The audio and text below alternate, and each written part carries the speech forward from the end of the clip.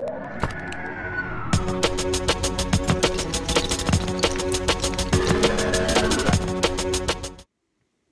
up, YouTube? It's your boy Sanchez45 coming at you. It's on the Warpath. It's Warpath Wednesday. Don't think just because there was a game tonight that I was going to forget about Warpath Wednesday. Looking at it, the big things that I saw from it, the running back game.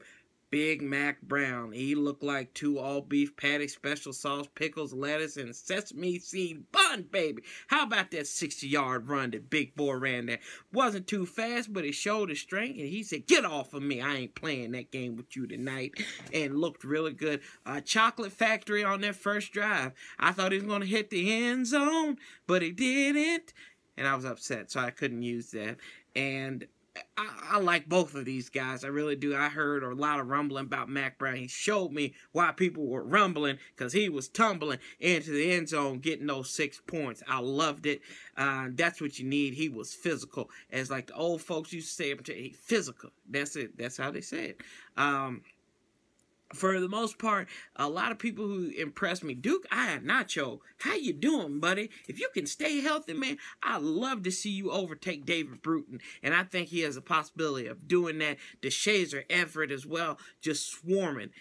These guys, for once in a while, I think, guys, we might have, and ladies, we might have the safety position shelled out for once. I don't think the Skins will have to line up backwards with the numbers facing the line of scrimmage for the first time in a long time.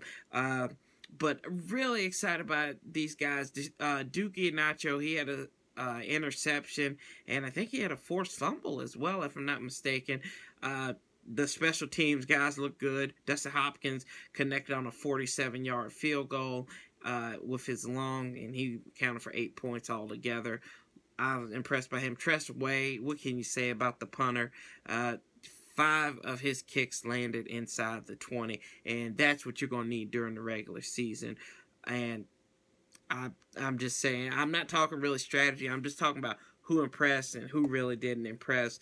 I really do think that there is a lot of decisions to make on the defensive side of the ball. There's a lot of good players, and there's a lot of suspects. I think a suspect would be Matt Ioannidis. Marcus Purnell commented in one of my videos that he thinks that they are going to cut him. I really think so. I think he might be a practice squad player, but if he's not claimed, he'd go on the practice squad. I do think he's in danger of losing. Stewart Cravens, he looked good as one of the draft picks that we have here.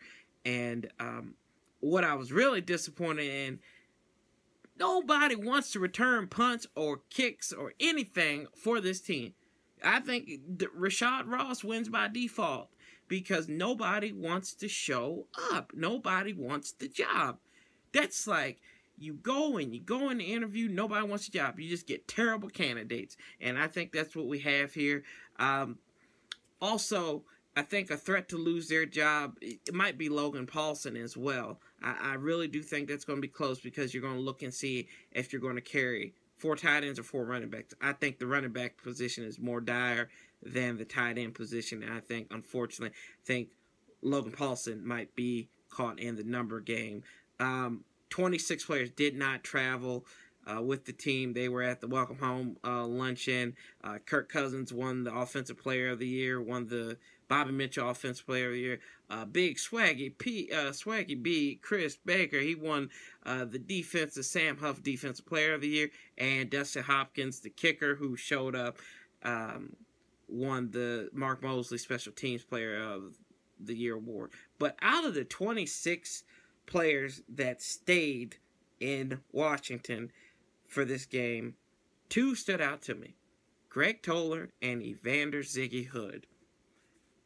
Does that mean these guys are going to make this team?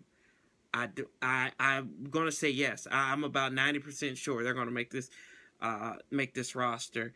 And if you do remember back in 2012 for the season, Tim Hightower, he did not dress out for the Redskins' final game, ironically against the Buccaneers as well, and he was part of the numbers game and he was cut. So we'll see how that we will see how that goes. And come this Sunday, I believe, when they cut down the roster to 53 players and get ready for Pittsburgh. But I really do think no one stepped up. Like I said, no one did step up for the kickoff return. So I think that was a little disappointing. There is no dynamite there in the barrel for the Skins. So we'll see what Jay and them decide to do. Will they go out and get someone and just cut?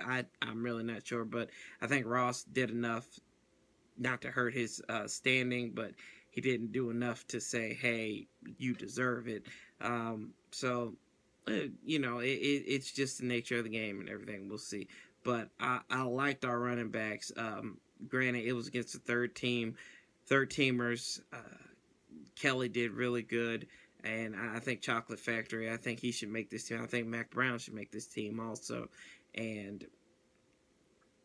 going back to Rashad Ross, I'm keeping on beating a dead horse with him. I think that his yardage throughout the preseason will be enough to get him on the roster as that fifth wide receiver. Maybe we might carry 6. I'm not sure. Well, yeah, we would carry. It would be, so you're looking at Garcon, Jackson, Crowder, Doxson, Ryan Grant, and then Rashad Ross. So he carries 6 wide receivers.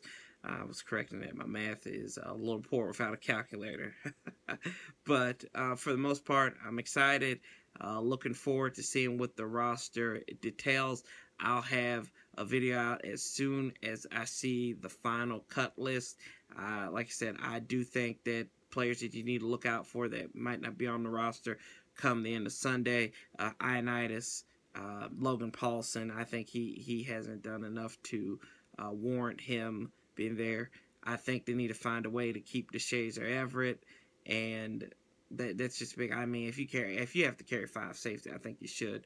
Or does Will Blackman fall under that? And he did enough to keep his job, I think. He's done really good through the preseason. So there's a lot of questions to be answered. And I'm just speculating. I really don't know. I'll have to go and watch the tape again. But for the most part, what I saw is just an instant reaction. I'm looking forward to seeing what this team is going to look like going into week 1 against the Steelers. But I'm going to hop off of here. And as always, I love you guys. Appreciate the comments, the subscriptions, making this thing big. Thank you to all the supporters out there, whether you're a Redskins fan, whether you're a fan of a different team. I appreciate it. And as always, love, peace, and hail. And I'll be talking to you real soon. I'm out.